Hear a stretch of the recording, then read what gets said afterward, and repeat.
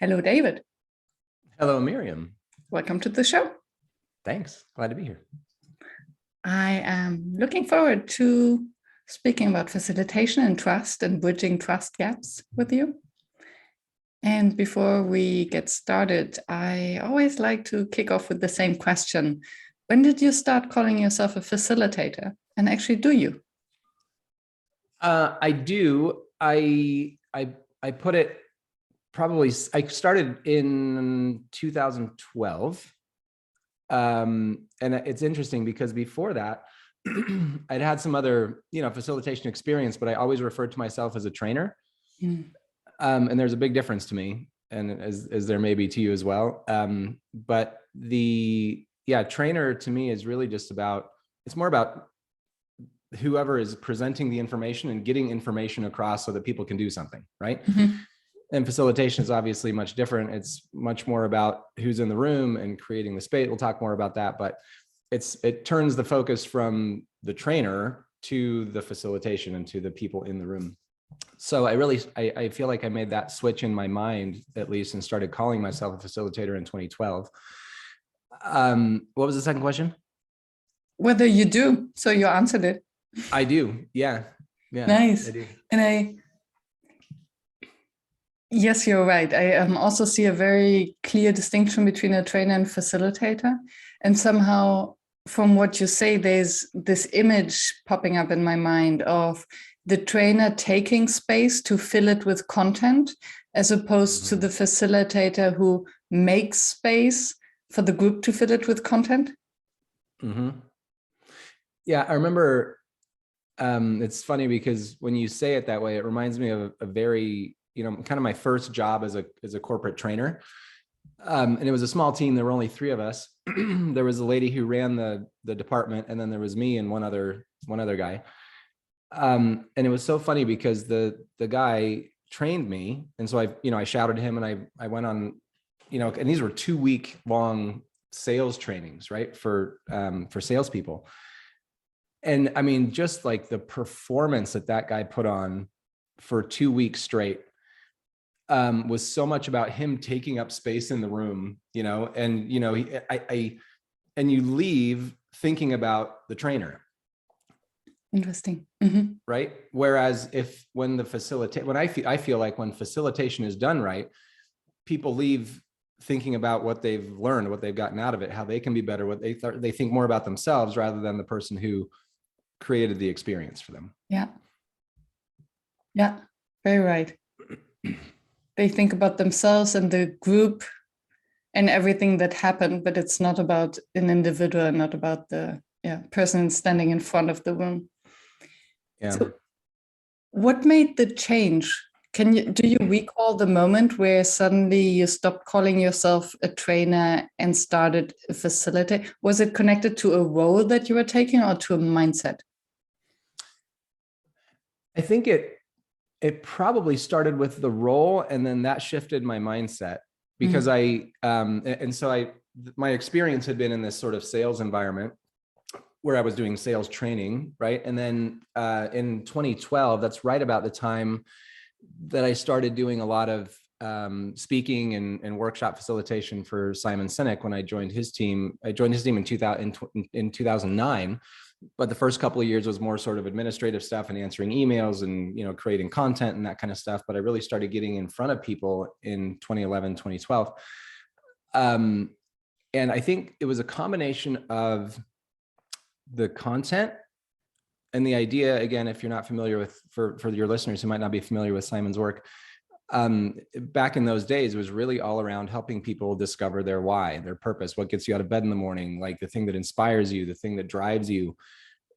And it was so different than learning how to sell a product, which is what I had been doing before, right? And it was it was a lot more emotional. It was much more sort of about the person themselves, not about the skill that they were trying to build.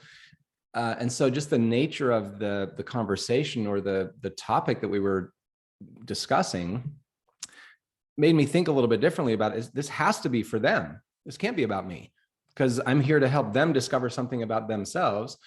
And I think just that that turned into a mindset shift for me of I'm not showing up for me and what I need to say, or all of the content that I need to make sure that I cram down their throat so they know how to do something.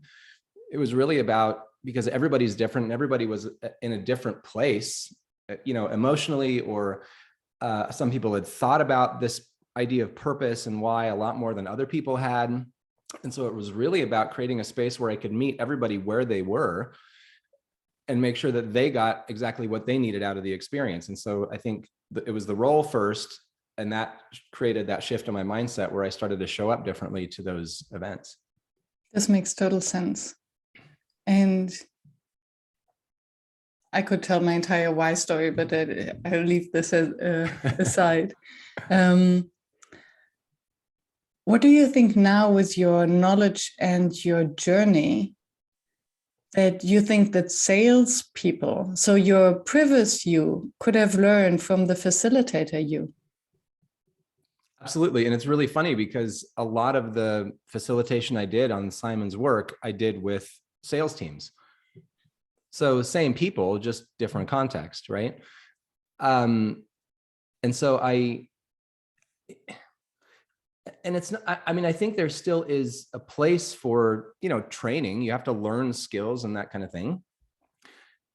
But connecting those skills to in a way that makes it personal to that person as to why do these skills matter, or what does learning these skills help you learn about yourself, or just turning it into something more than just information transfer, I think is what makes facilitation so rewarding and beneficial, if that makes sense. Yeah, so if I understand correctly, then it's a salesperson would help the person, the potential buyer, the client, to see the value for themselves in the product. Yeah, and ultimately facilitate the buying journey. Right. Yeah, and I think when you understand more about yourself and how you connect with your own role as somebody in the audience, somebody who's participating, you just that's going to naturally flow when you sell something or present something or offer something to somebody else, because again, it's a shift in mindset. It's thinking about something differently. It's not a transaction anymore. It's how do we find a personal connection, or how do we, identify with this thing somehow that is more meaningful than just the thing that we're selling. And is there something that you've learned from your life as a sales trainer for facilitation? Sorry, say that again. Is there something that you have learned from your role as a trainer and a trainer in sales for facilitation?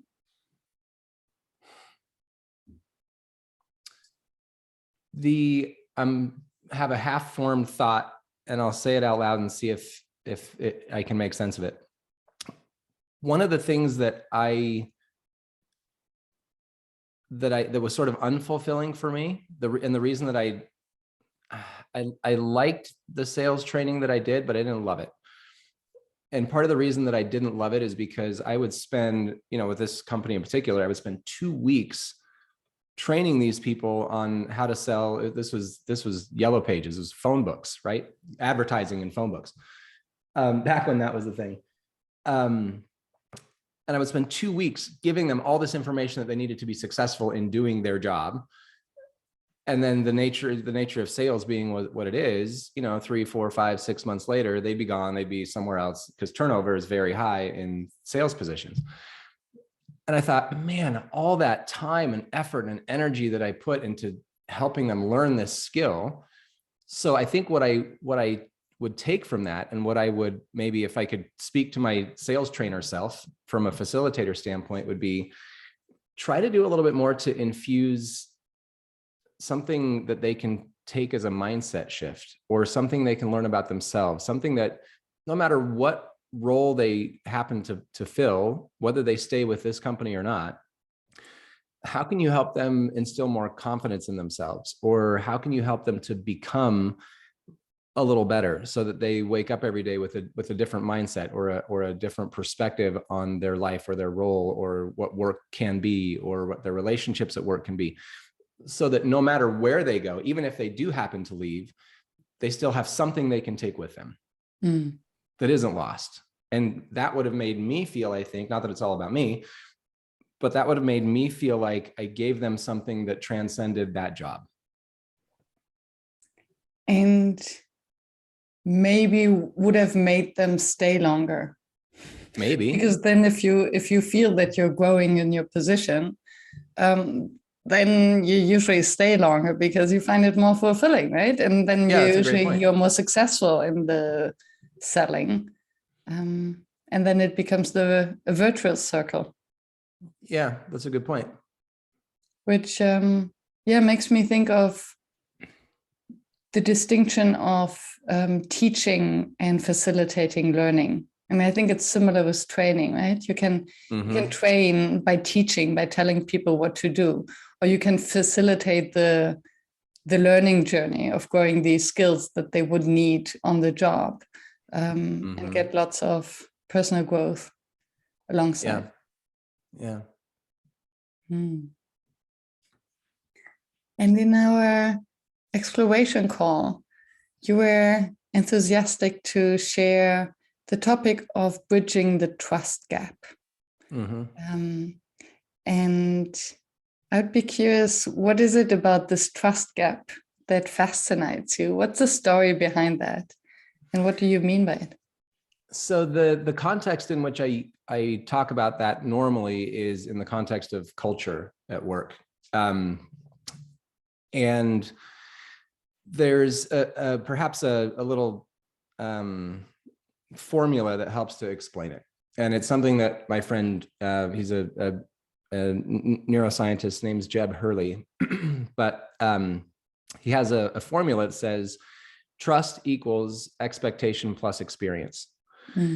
So often what happens, and again, I'll start from a sort of the cultural perspective, and then we can narrow in and talk about how this happens with facilitation. But a company will often advertise a particular culture, right? When they're prospecting, they're looking for new employees, they'll talk about how great the culture is and how, collaborative it is and how innovative it is and how we give you this and this and this. And, everybody loves to come to work, and all these positive expectations of the culture are set. And despite the great intentions that a lot of companies have, it's not that they're lying to people necessarily, but because of the pressures of, whether those are self-inflicted or externally inflicted, but pressures of performance or shareholder value, or, all of these different day-to-day pressures that we face, especially if we're in a leadership role, often that culture that a company talks about is not the same culture that people actually experience. And that unexpected experience that people have causes this trust gap. So they say, well, man, when I joined this company, I was told this, this, and this, but I'm actually experiencing this, this, and this. So my expectation does not match my experience. And when that happens, that trust gap is formed. You say this, but you do this. When there's that inconsistency between what you say and what you do, or when you have specifically, for example, when you have a leader who is always talking about the company values, but then the way they behave is completely counter to those values. Lack of integrity. Yeah, that happens so often. And when we see that, we retreat into ourselves. We go into self-preservation mode and we think, I can't trust you. I don't know if what you say you're actually going to do. The company says that they stand for this, but the way that I see them treating this person over here, that was not in alignment with that. And so now how are they going to treat me? We close down, we protect ourselves, we protect information, we don't share, we don't collaborate, we don't communicate, we don't innovate, because that requires, sharing ideas that might not work. We don't know how that's going to be received. We don't admit mistakes. All of these things cause this, are results, I should say, of this trust gap. So when we have that, if that gap is not bridged, we will never build trust. We will never have that human connection, and we will never have those things like the performance, the innovation, the collaboration, the communication that we're hoping to get on our teams. So that's the basic idea of this trust gap. I think the same thing can happen in a facilitation setting where, maybe if your company has a history of doing, leader development or whatever it is, You're on mute. expectation. Oh, I just lost you for. Oh, this can happen in facilitation. okay. I'll start back there. So this can happen in facilitation as well, where if a company, does, periodic leadership training, for example, or leader development type of workshops, and you've had other colleagues that have gone to it, and they come back and they say, wow, this is really great. And, had a great experience and learned a lot of things. We have this positive expectation, right? Going back to trust equals expectation plus experience, this expectation that has been set, we have in our minds. When we get there, if our experience doesn't match that positive expectation that's been set, maybe the facilitator is having an off day, right? Mm-hmm. Maybe maybe just personality wise, we just don't click with them, or whatever it is. If our expectation doesn't match the experience that we have, then that trust gap can also happen in the room.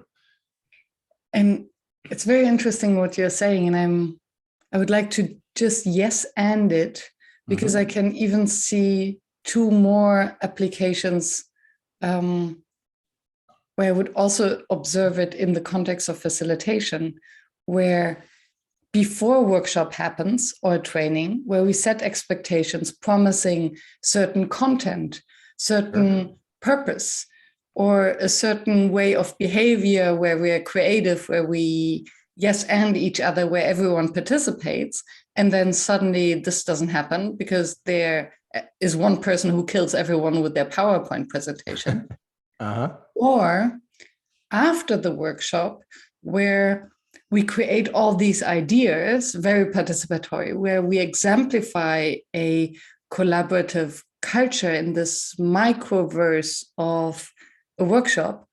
And then afterwards, what happens? Nothing. Back to normal, right. To hierarchy, to command and control. Yep. And then, so we come out of a workshop with the expectation that something will change. And if then nothing changes, we do have a huge trust gap. Excellent point, right? Especially when you have, for example, let's say you have your boss or a leader in the room who says, great, based on what we've done here today, we're going to do this, this, and this, which happens so often, right? We're going to charge ahead with this. This is going to be what we're going to do. And then, again, I don't want to fault their intention, but you go back out into where you came from, and all of the same pressures are there. All of the same habits and systems are in place, to where it just makes it difficult to all of a sudden change what you used to be doing before. And so nothing happens. And we have so many positive emotions and hormones that we create in this time together, even online. We get all excited and we feel the collaboration, and then we believe in this better world. So I do believe that there are no bad intentions or false promises. It's just reality kicking in. It's like having a hangover after a party, right? Yeah. Everyone, for example, like, what did we decide? Who's cleaning up the mess? What do all the Post-it notes do here? It's a great way to put it. So when you now say bridging the gap, I would be very curious to hear from which end you'll bridge it, because you can either say, just let's lower the expectations and then we're all fine. Do you want to join this crappy organization? Our culture is shit. We don't trust each other. We don't collaborate. That's an option. Because then you know what you're signing up for. I don't want to mention any companies, but we know of some of these big companies that they are brutal places to work. And they spit people out every 6 months, and they just keep hiring and firing people. And it's just like, but it looks. Yeah, mute. I lost you. But but it looks great on your resume, right? That you worked at this place. You will absolutely learn skills like grit and determination and all these things that can be really important. And if that's what that company is selling you, great, sell it and say, you know what, we don't really have, any of the perks that other places have. We won't give you a free gym membership. We don't have kombucha bars. We don't have any of that stuff, but this is what you're going to get when you work here. If that's honest, great, do it. but don't pretend that you have this great culture, then bring people in and give them a horrible experience. And what would be the other way to bridge the trust gap? Is basically to keep the promises, which is, I guess, the harder part. Absolutely. And when you ask from which direction do you bridge the gap? It's actually a really interesting question. And I think the responsibility lies with, and it doesn't have to be somebody in leadership necessarily, but I would say the responsibility lies with the person who created the gap to begin with. Right? If you're on the receiving end of the gap, I mean, you can try to have a conversation about it, but unless the other person takes responsibility for what they've done and the gap that they've created, it's not really going to do anything. And so what are the things what bridges the gap is maybe a natural place to go, right? And I'll give you just a little bit of background as to where this idea came from. I made a list and I thought about all of the leaders that I've had, whether they're in official positions of leadership or not, but people who I chose to follow and people who I see as leaders. And I wrote down what are the characteristics or the attributes that these people have. And there were a couple of dozen probably that I came up with. I thought that's a lot to remember. Nobody will ever remember all those things. So how do I sort of boil that down into something that's a little bit more memorable? And I found that nearly all, if not all of those attributes really boil down to 3 traits, which are honest, humble, and human. And of course, they have the sort of the dictionary definition versions of them, but I go a little bit deeper on some of these. So honest, for example, is the way I define an honest person is somebody who behaves in line with what they say they stand for, first of all. And when they veer off course a little bit, and we all do because of different pressures that we face, they are willing to take responsibility for that action and say, you know what, I will own my part of that. Mm-hmm. Okay, that's what I mean by honest. Humble is the traditional, dropping your ego and that kind of thing. But to me, it's more than that. It's about having a healthy relationship with your ego, because we can't get rid of our ego. It's always going to be there. But it's looking at really 2 things. First, it's looking at it's being able to admit our weakness without getting defensive, because when a weakness is presented to us, the first thing we generally do is try to defend ourselves, right? So humility is really about being able to look at that objectively without getting defensive about it. And importantly, also recognizing our strengths without letting ego get in the way. Mm-hmm. So humility is not about meekness or weakness or I'm not good enough or I'm less than that. It's none of that.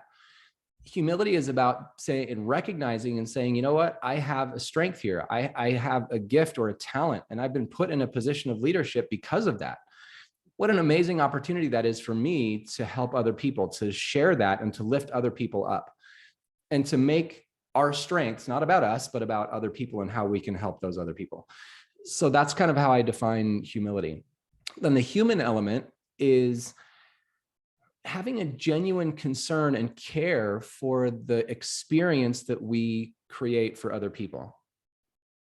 Whether that's at work or at home or whatever it is, helping people to feel their value, whatever that is, helping them to feel valuable, helping them to feel like they're a part of something that matters. And so again, I took all of these traits and they all seem to sort of they all seem to sort of fall under that umbrella of honest, humble, and human.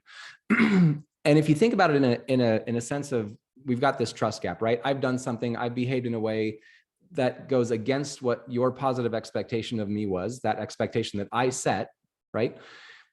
So how do I bridge that gap? Well, first of all, I'm honest about it. And I acknowledge to myself that, you know what, I did something that was not my best. And then I tell that person, I know that I did something that I shouldn't have done. I know that, I'm going to own my part of that. Humble comes in where I recognize, you know what, something like this is probably going to come up again. I have something to learn from this. I can do better. I can be better than I have been. And the human element is so incredibly important because you can't just have 1 or 2 of these. You have to have all 3. I compare it to concrete, right? Concrete has a few simple ingredients, but if you leave one of those ingredients out, it doesn't hold together. So this is the same thing with honest, humble, and human. You have to have all 3. So the human part is connecting with that person, recognizing the way that our behavior affected them and made them feel, and apologizing and trying to form that connection and repair what has been lost. And if it helps, I'll give you an example of how this played out. Can I give you an example? Absolutely. Okay, so simple example. And again, these don't have to be big things. These are things that can often happen to us just on a daily basis, but we sometimes don't think about them in this context. So it was about 5 or 6 years ago. I was on Simon Sinek's team at the time, and we were on a retreat with our team for a few days. And my friend Peter, who was on the team as well, we were asked to co-facilitate a half-day session for our team. And I noticed that the first time after I was done presenting my part of it, he came up to do his piece, but before he started in on his content, he spent 2, 3, 4 minutes saying more about what I had said and building on it and sharing more experiences and all this kind of stuff. And I didn't think about it at first because Peter's a really smart guy and everything he was saying was absolutely relevant. But this happened every single time I got done sharing my bit of content. He would come and add to it and sort of build on it and share more and more and more and more. And I found myself actually starting to share less and less and less when it was my turn to speak, because I knew he was just going to come and say more and more and more after I was done. And I've never experienced Peter like this before. And it sort of caused this weird little, I didn't call it a trust gap at the time. I didn't have that language, but there was just this, I don't know, it was just like, it made it awkward to be around him for the next day or two for the rest of the retreat. And he had unknowingly created this trust gap where all of a sudden now something was different. I was like, why did you do that? And it really affected my confidence, and it affected the way that the skill that I thought I had as a facilitator. And it made me wonder, does he really not think that I'm able to talk about these things in an intelligent way? And it just like, caused this weirdness in our relationship, right? So we happened to share a car back to the airport, a rental car back to the airport after the retreat was over. And I sat there staring out the window and I thought, do I say something or do I just let it go? Because maybe he was just having an off day, I don't know. Mm-hmm. But I decided to say something. And so I brought this to his attention, and immediately, and again, I didn't have the language of honest, humble, and human at the time, but immediately he hit all of those things to bridge that gap. First, he acknowledged that that's what he had done. He said, you know what, you're right, I did do that. And I didn't even think about it at the time, but I know that I did that. And he was humble about it and said he was mortified. Even now, when I bring it up, he feels so awful about it. But he recognized that that was not the way that he should have handled that situation, and that he had something to learn for next time. And then importantly, he really identified, and we spent most of the time talking about how it had affected me and how it had affected my confidence and how it made me feel. And he really empathized and understood where I was coming from. And had he left that part out, he could have been honest and he could have been humble, but if he hadn't been human, it wouldn't have bridged the gap, right? Or he could have just apologized and said, you know what, gosh, I'm really sorry that I made you feel that way. But if he hadn't admitted that he had done it or that he had learned something from it and it was going to change his behavior, the bridge would not have been, or the gap would not have been bridged. And so again, it's these simple things. We had a great conversation, and now our relationship is better than ever because we had that, and that relationship or that bridge has been built over that gap. So that's just a simple example of how these things come into play when we've created that unexpected experience for other people. Thank you for bringing that up. I think it's a very sorry.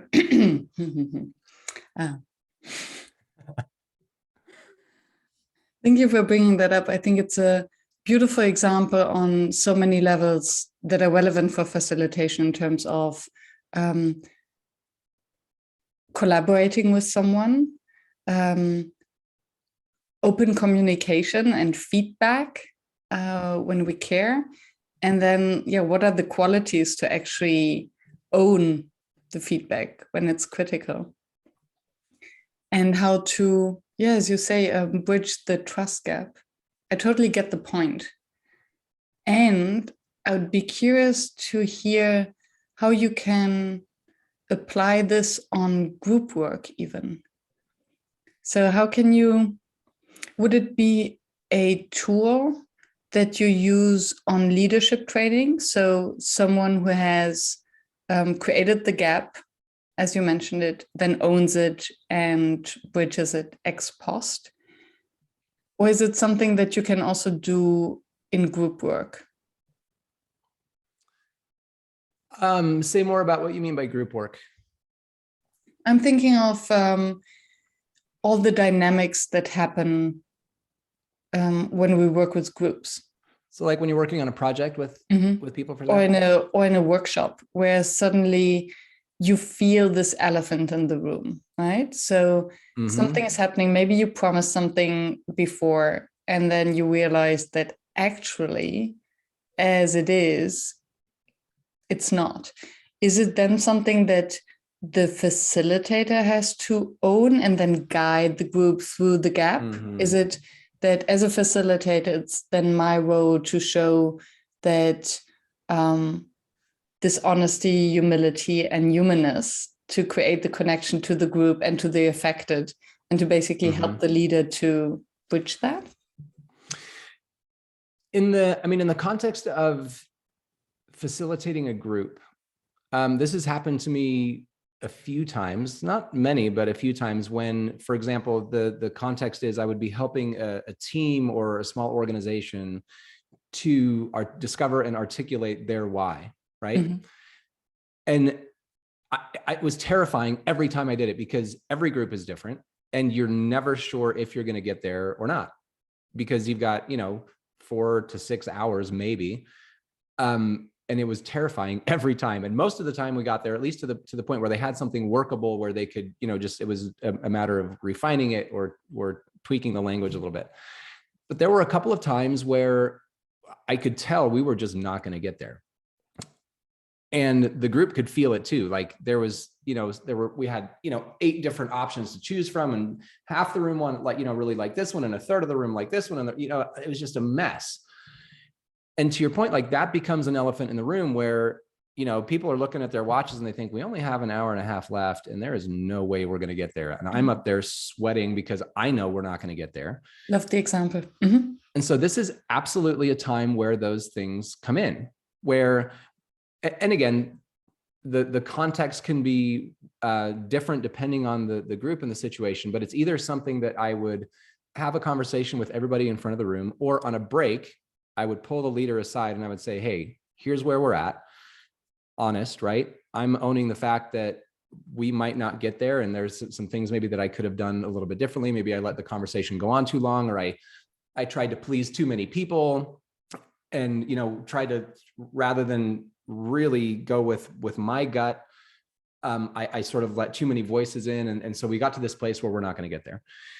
I'm sorry about that. I want to make sure that you have a great experience, dropping my ego and rather than being, I have all the answers, I'm the facilitator, we're going to get there. You know what? We might not get there today. But because I want to make sure that this is a positive experience, because that's what it's all about, here are the options. I'm happy to, after the event, we can jump on a conference call for another 2 hours and work through this, or whatever the solution is, to make sure they feel like this isn't just a job and when it's over, I'm going to collect my paycheck and go home, but I have a genuine care for the experience that they're getting. And if they didn't get that experience in the room, how can I then make up for it and find another solution to fulfill on that experience that they were expecting? I love the example on so many levels. So one, it shows how the facilitator can really use these 3 characteristics that you mentioned to close the trust, or not even to let the trust gap not emerge, basically, right? So to get the elephant out before it destroys the china. On the other hand, or on a deeper level, what I like about this example is the question, what is our responsibility as a trainer, as a facilitator, to get the group there? So what is the honest part I get, the human part I get in this exercise. So the honest one, we might not get there. That's a fact. The human part of I empathize with you. This is, I promised you that. You as the leader, you bought that, and you might also feel terrible that you're wasting or that you're not finding your why. I mean, what kind of doubts might the leader have that their team is not going to find their why despite a bulletproof process? But then where would you draw the line that it's really your responsibility? Because it is a bulletproof process. It has worked with almost all the other teams.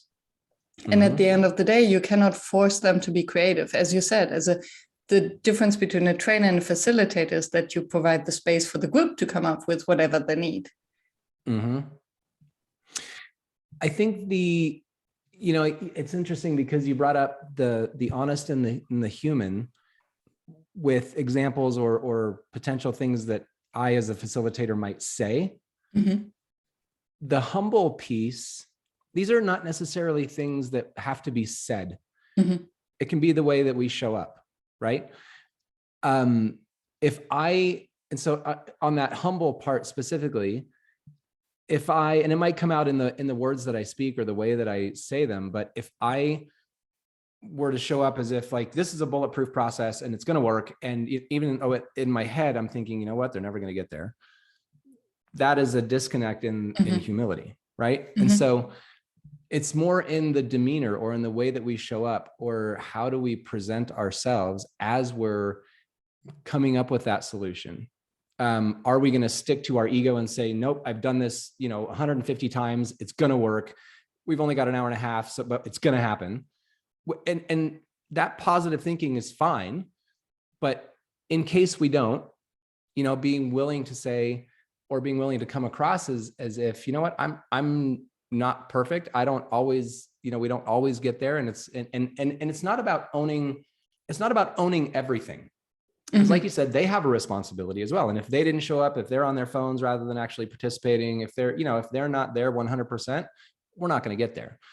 But it's owning your part and allowing them to own theirs. Yeah. Right. And here's another thing that's really important is you mentioned something a couple minutes ago about addressing the elephant in the room, so that before the trust gap even, is created. These traits of honest, humble, and human, and obviously they come along with specific practices and behaviors. You can't just be humble. You have to practice that through certain behaviors and the way that you live. But these three things are not just things that we pull out when that trust gap has been created.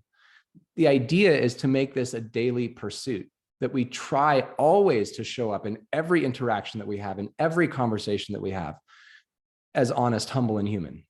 When we do that, we're less likely to create those trust gaps. But because we're human and imperfect, we still will every once in a while. And then we can use those tools to bridge the gap. But more importantly is, how do we reduce the frequency of those trust gaps because we just simply show up in this way more often? Absolutely. And also, I think they're like a protective shield, because without these three, we then quickly get into a blaming game, right? Because it's one thing to talk about who owns the results or the outcomes of a creative process, where, to be honest, we can never guarantee. And who are we to judge the quality? Sometimes we only find out how successful a session was only weeks or months later. But then if we try to hide behind ego, if we don't dare to be honest, humble, and human, then it will quickly go, oh, your team didn't work hard enough, if you weren't on the phone, or if you only prepared better, maybe your process isn't as bulletproof as you pretend to be. Yeah, that's exactly right. I think when we let those egos flare up, it's easier to sort of throw those darts, right? Because we don't like people that let their ego out. Yeah. And it's easier to be critical of them, or to find fault. But when there's somebody who genuinely shows up and you can tell that they really care about you and the process that you're going through, we're more that guard, we let that guard down a little bit, and we're more willing. Oh, they're owning their piece of that. They're recognizing what they could have done better.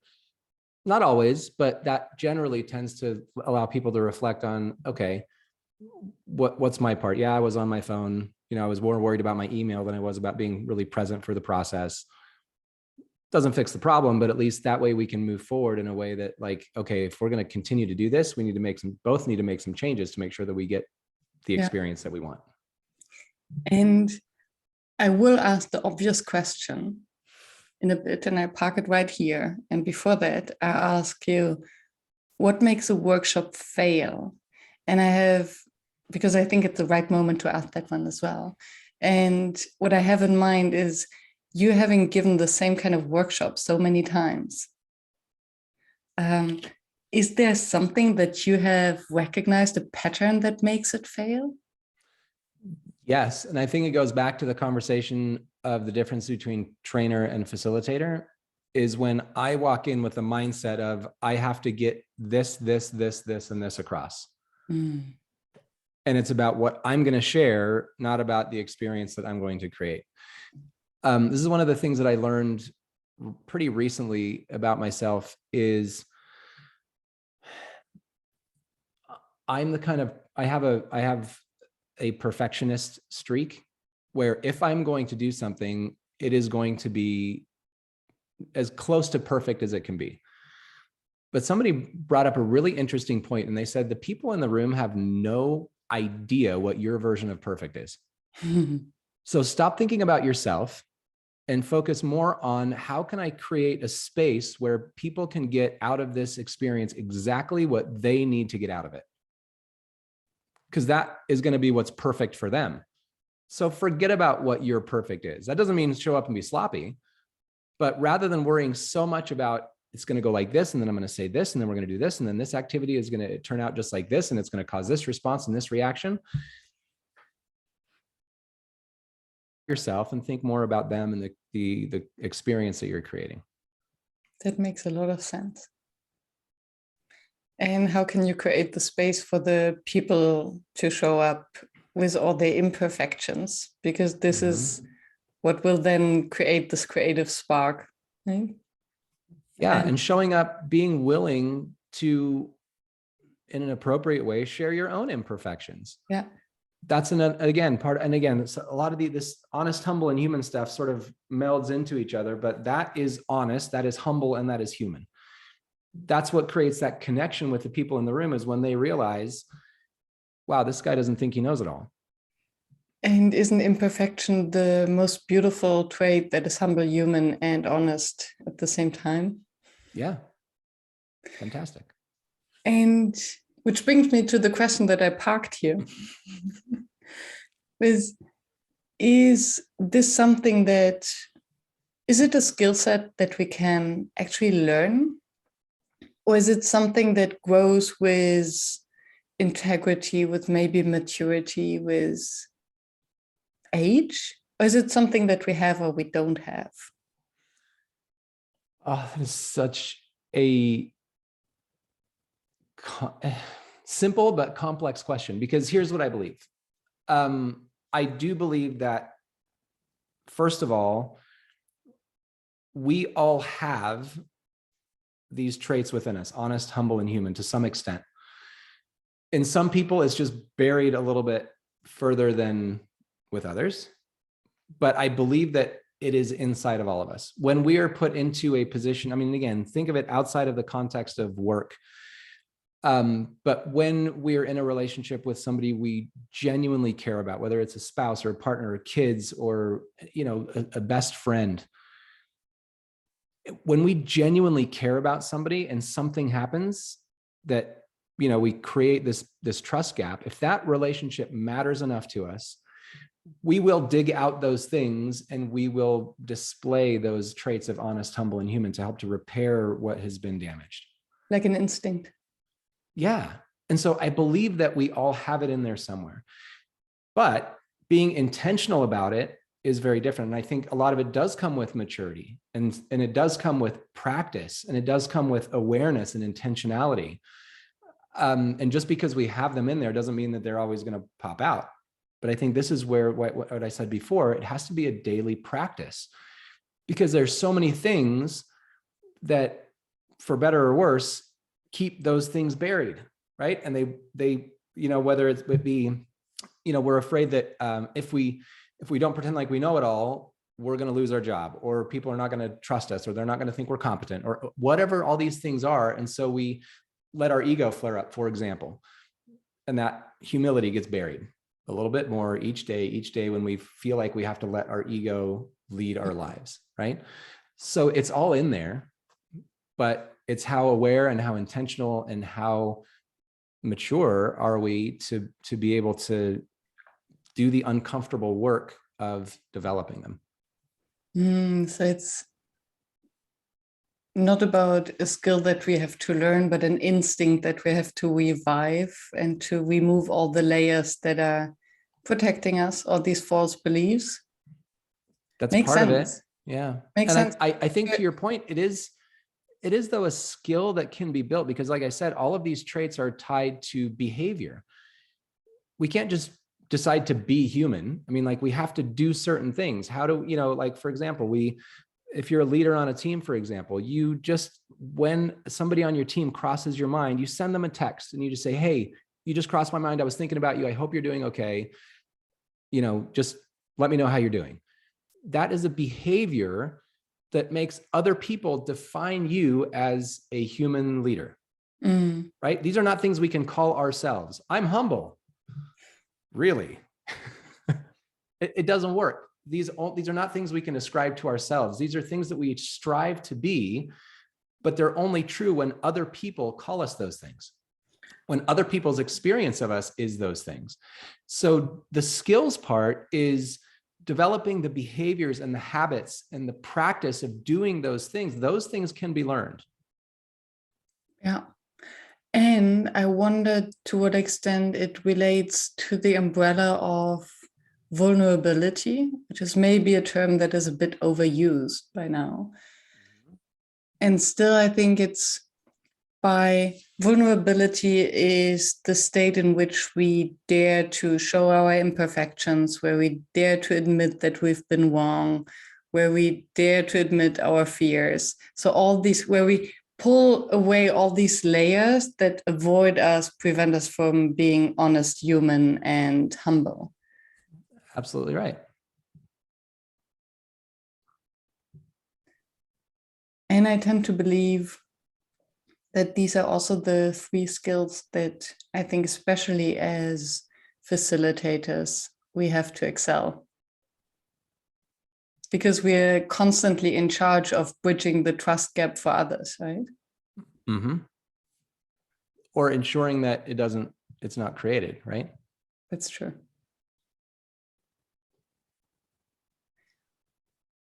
Do you have something to share, maybe an exercise? How can we, like a gym, to practice humanness, humility, and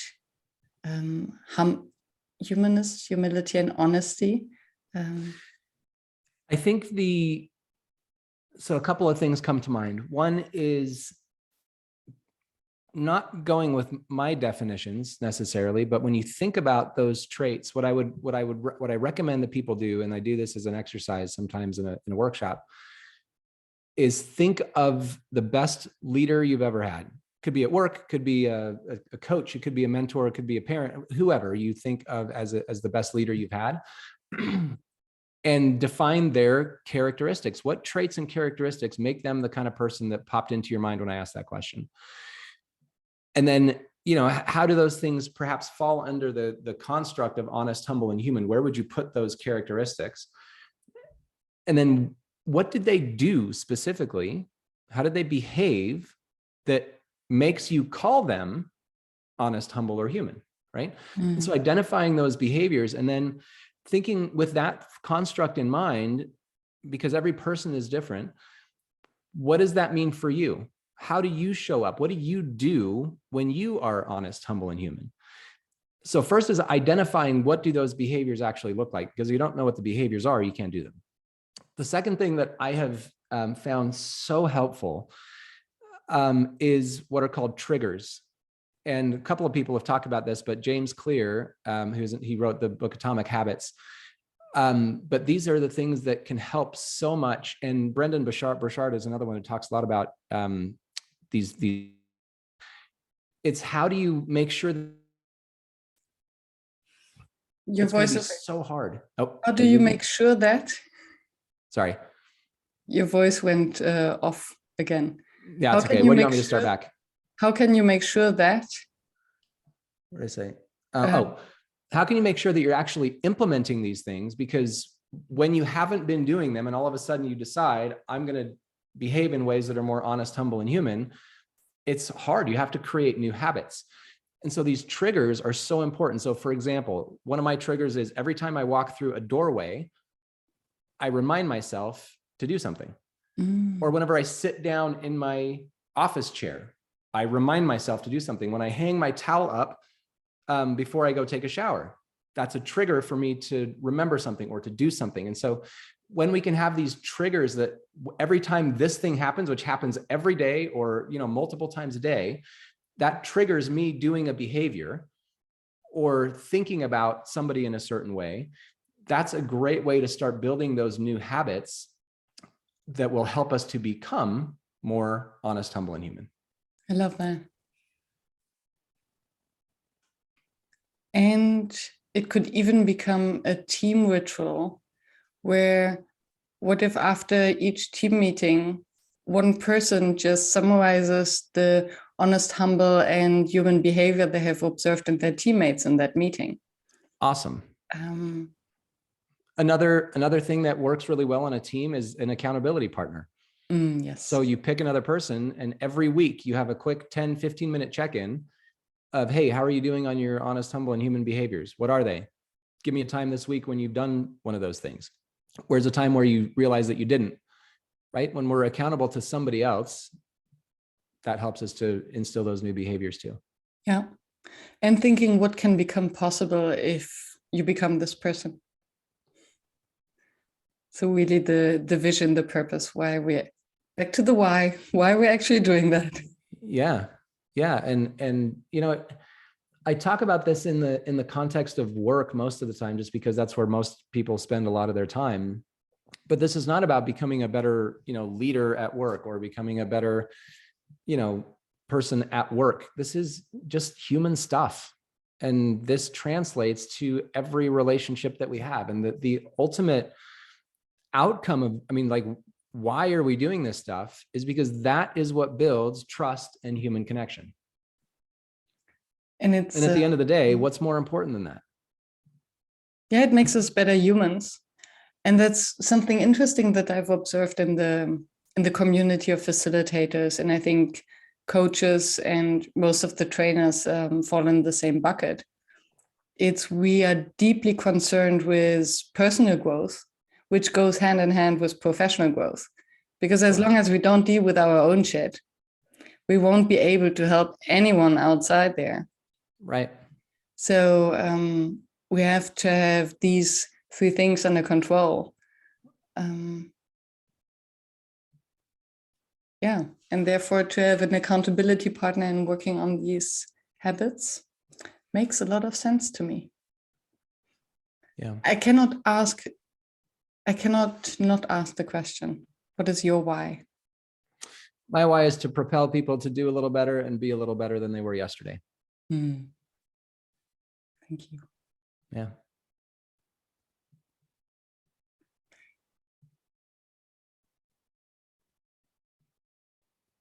Is there anything, we've talked about the trust gap, and the audience are mostly facilitators, team leaders, coaches. What would be the one advice you would give them?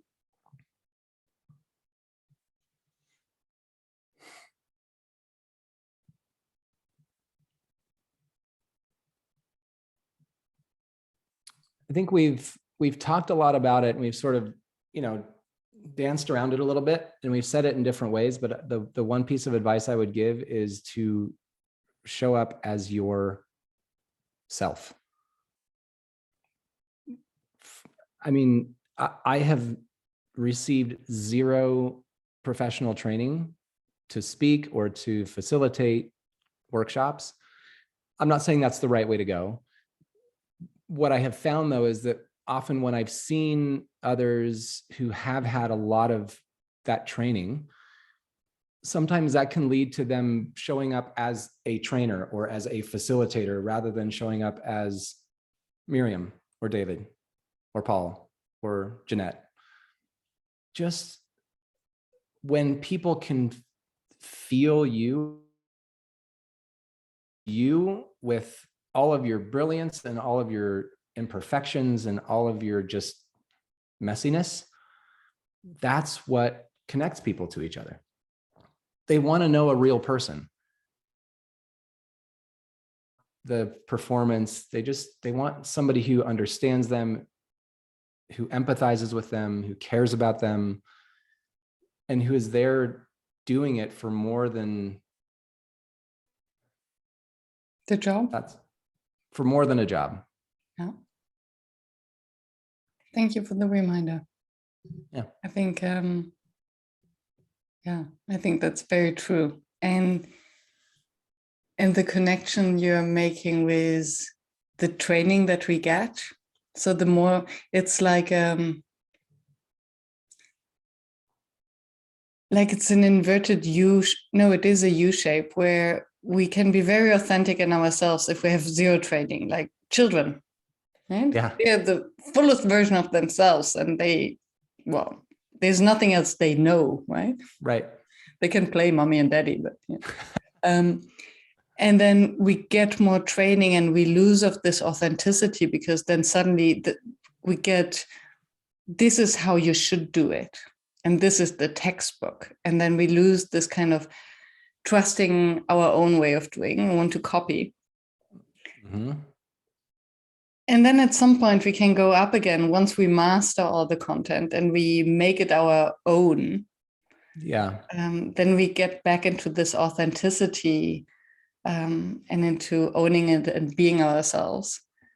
Yeah, I love that idea, because it's not about not having training that makes you authentic.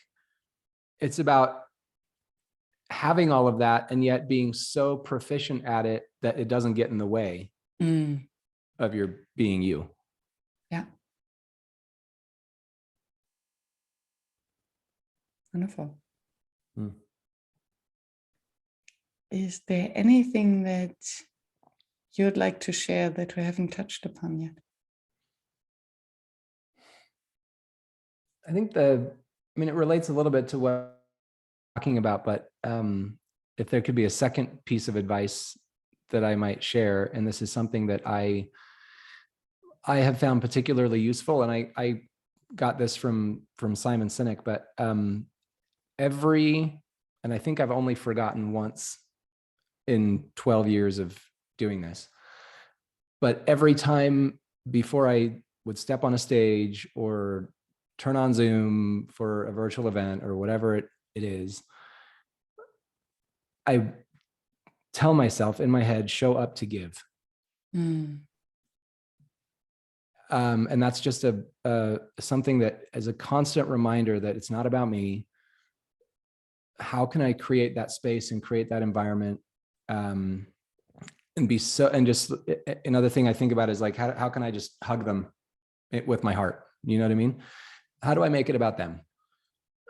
And I think that just, it doesn't necessarily change what I do.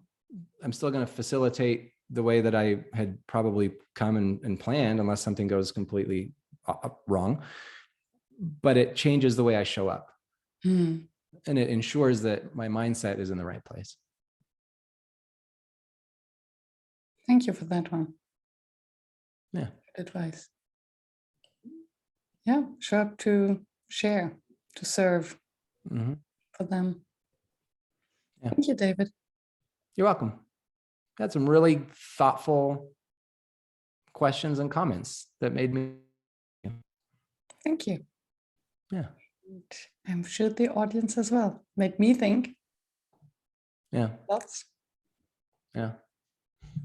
We have a really special opportunity in what we do, don't we? Yes.